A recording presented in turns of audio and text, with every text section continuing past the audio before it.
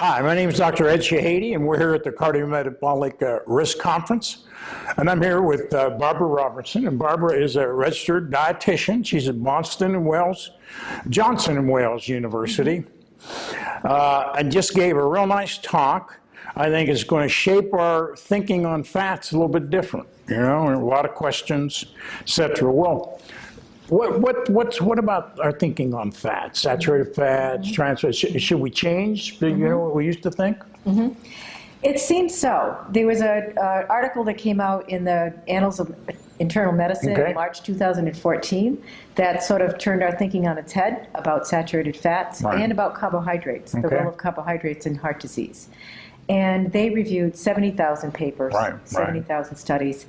And it seems to show, the research seems to show, that saturated fat doesn't have as much of an impact on coronary heart disease as we previously thought.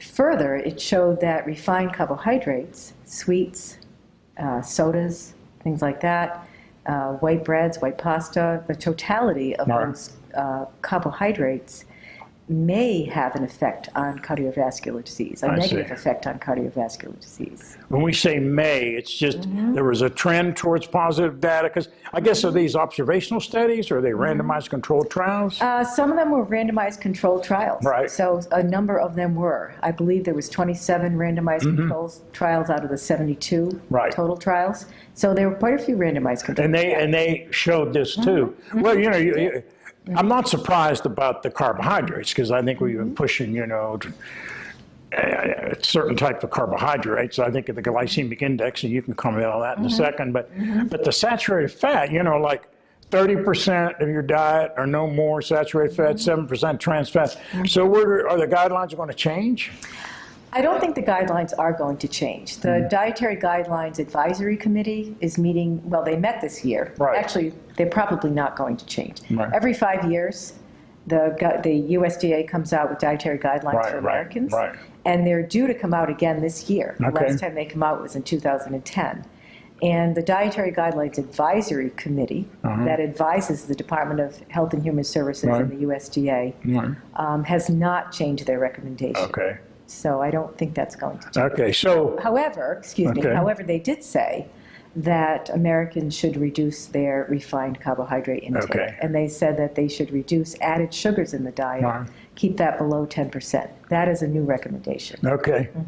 Well, you know, I've certainly encouraged my patients, you know, less red meat, more fish and chicken. So I need to abandon that?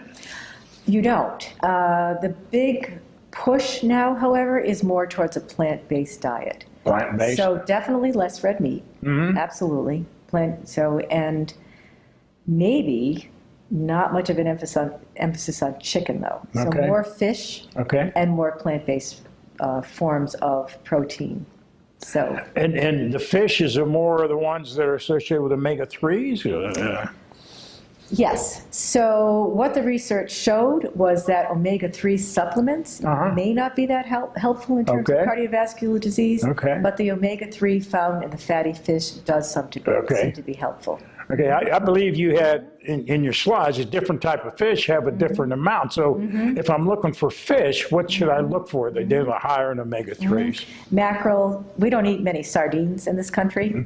In Europe, they do eat a lot of sardines. So sardines, mackerel, salmon, of course, which has become much more popular. And wild salmon and farm-raised salmon both have omega-3s in them.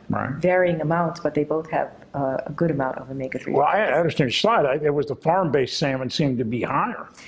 It wasn't higher. It's just that that particular slide didn't have wild salmon on there. So they're both good sources of omega-3. And any difference between Atlantic salmon and Pacific salmon?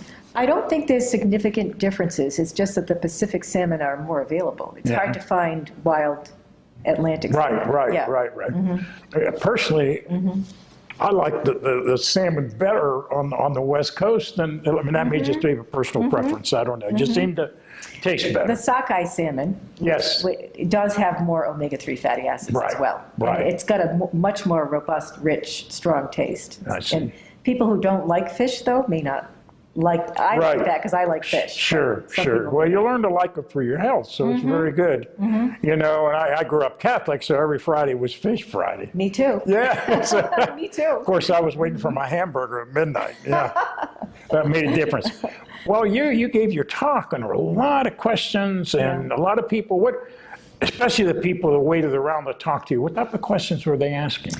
You know, one person asked me about milk. She said, you didn't say anything about milk. Okay. And I personally have always been a fan of milk. Right. I'm almost afraid to say it because so many people think, for some reason, that milk is evil. Right. One of the findings of the studies were that majoric acid, which is a fatty acid in milk, seemed to be actually helpful in terms of cardiac disease. Right. And that was a surprise finding, I think, for everyone. Sure. So that was one of the questions. What about, why didn't you talk about milk? Right.